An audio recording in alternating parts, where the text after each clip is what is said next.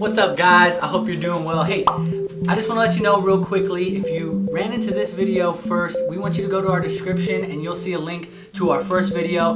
This won't make a whole lot of sense unless you check that one out. So go click on that link, check that video out, and then come back to this one. I just want to give you a little bit of a rundown as far as what it looks like to navigate this thing. It's a big book, it's thick.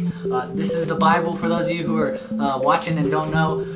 This thing can be very overwhelming at the first time, the first glance, and there's a lot in here. It's broken up, hopefully to help you out a little bit. And I want to take you, every Bible you have or you see should have a table of contents just like this.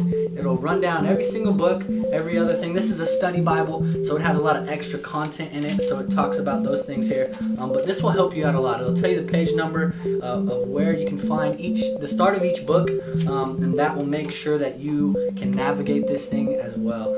We, for our small groups, are starting in the book of Mark, so you'll notice here it breaks it up even into the Old Testament and the New Testament. So the book of Mark is in the Old Testament, or the New Testament. If you don't know that, just look through and find it. Right down here, you see book of Mark. It is on page 1889. So we'll head over to 1889 and figure out what we're going to be studying this year. So we're over here in the book of Mark, and I want to point out two more things. The first thing is, you'll see at the very start is a chapter number. This is 1. As you go through, you'll see other ones where chapter 2 starts, chapter 3, and so on. Originally, these weren't put inside of Bibles. They weren't put in Scripture, but they did this to break it up and to help us out, to help us navigate this thing and find things a little bit easier. So you'll see the big 3, 4, and it'll just continue to go.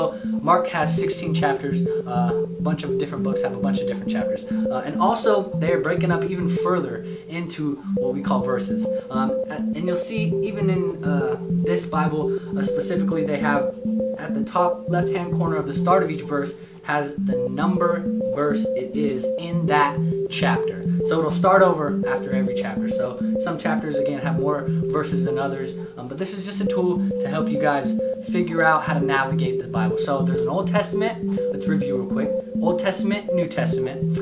Mark is found in the New Testament. You look and you find the page number. Go to that page number, and it'll have chapter numbers throughout the book as well.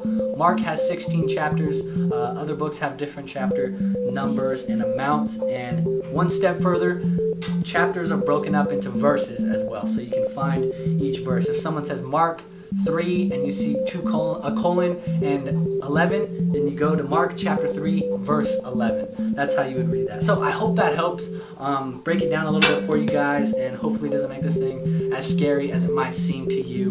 This thing is awesome. So I would encourage you guys to dive in, get to know it a little bit more, and hopefully that helps you out. We'll see you guys next week.